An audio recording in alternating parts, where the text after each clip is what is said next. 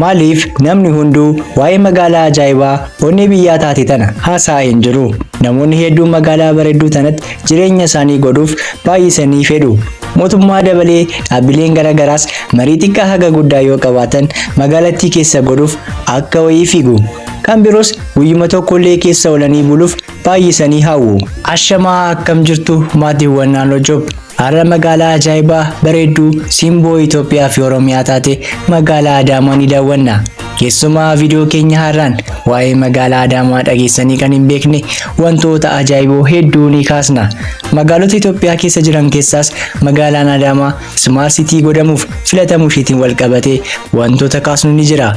Amma kallattumaan qalbii keenya gara magaalaa bareedduu ajaa'ibaa magaalaa Adaamaa yaa imalchiisnu.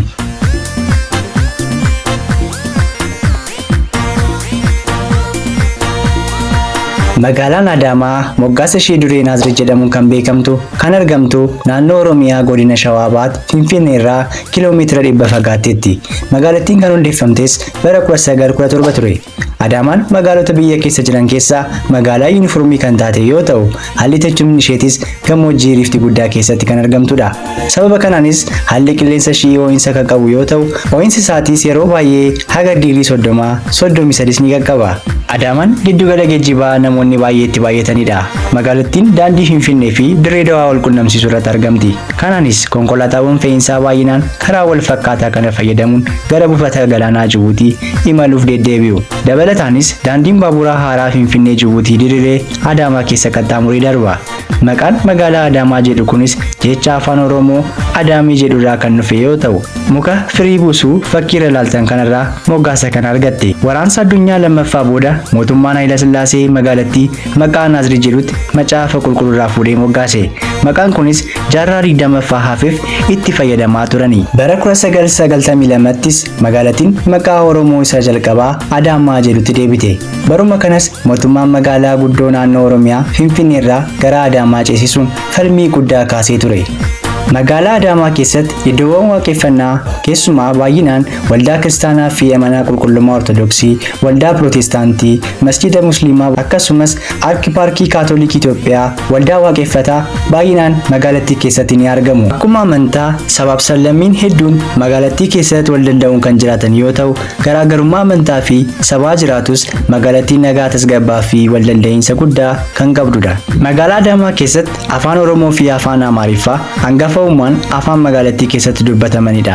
Magaalaan Adaamaa akkuma dura isin eere magaalaa guddoo Itoophiyaaf Finfinnee irraa kiiloomeetira 100 qofa fagaattee argamu isheetiin magaalaa saffisaan babal'achaa guddachaa dhuftedha. Kunis immoo gamoon hedduu magaalattii keessa dhaabachaa, laftis bal'achaa, jiraattonni magaalattis dabalaa waan hundumaanuu babal'achaa akka deemtu taasisee jira. Kanarraanis kan ka'e fedhiin bu'uura hawaasaa kan akka ibsaa, bishaan, teleekoomii kan biroos dabalaa deemaa jira. Haga danda'amuun fedhiin hawaasaa dhiyaachaa kan jiru yoo ta'u, keessumaa tajaajila neetworkii 5G yeroo jalqabaatiif magaalattii keessatti jalqabamee ture. Kunis magaalattii Smart City gochuuf kaayyoo karoorfame bu'uura ijoodha. Magaalattiin Smart City ta'uu isheetiin maal argatti yoo jenne? Kutaa addunyaa garaagaraa irratti magaalonni Smart City ta'an tajaajila bu'uura hawaasummaa qaban wantoota hundaa teekinooloojiin gargaaramuun kan dhiyaatu akkasumas saffisaan kan guddatanidha. Adaamaan akkuma magaalota Smart City kutaa addunyaa irra jiran faana wal fakkaatti hin fakkaattu kan jedhu walumaan kan ilaallu ta'a. Gara daawwannaa keenya yommuu deebinu akkuma silee isinii kaase magaalaa Adaamaa keessa guddinni jiru dabalaa yoo dhufu. Kanaanis wal qabatee warshaawwan xiqqaa haga guddaa magaalattii keessatti argamu. Kan akka Adaamaa qorqorroo fi kan biroo maqaa magaalattii warshaawwan waamsisan hedduu ni argamu.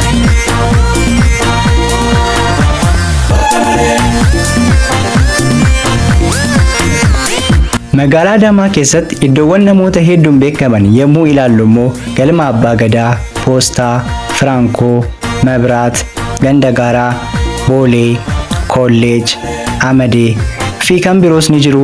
Kanneen garuu akka fakkeenyaatti kaasuu ni dandeenya. Magaalaan Adaamaa ho'iinsa qabaattus mukeewwan magariisaa fi qulqullina qabduun magaalattiin akka ho'iif akka bareeddu godhanii jiru. Kanaanis magaalota bareedina qaban biyyattii keessa argaman keessaa iddoo hangafaa jiran cinaa akka teessu taasisee jira. Magaalaan Adaamaa bareedina, nagaa fi guddina gaarii irra argamu isheetiin hoteelawwan sadarkaa qaban intarnaashinaali ta'an akka banaman sababa ta'ee jira. Hoteelawwan gurguddaa fi riizortoota magaalattii keessa argaman muraasa yoo ilaallu, Haayilee Riizoort, Naafleet Hotel, Melkaa Adaamaa Hotel, Ayyoo International Hotel,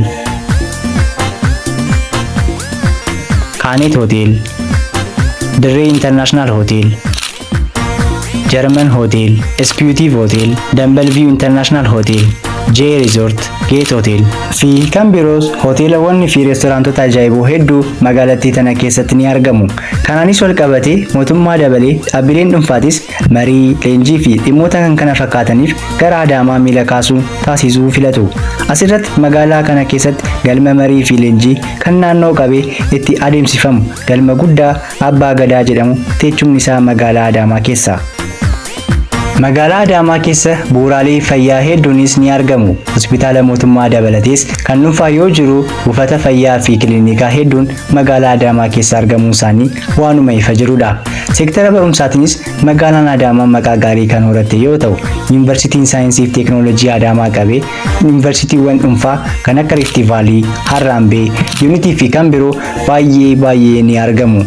Gara geejjibaanis taanaan taaksii, baajaajii, gaarii fardaa magaalattii keessa shir yoo jedhan arguun waanuma jirudha. Haala teechuma shirraan kan ka'een immoo qilleensa jabaa ni jira.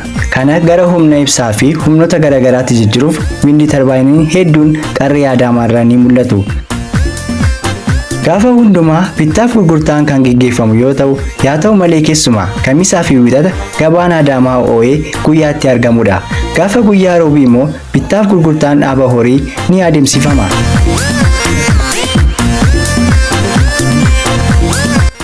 Manneen jireenyaa hedduun ni ijaaramu, ni bitamu, ni kireeffamus.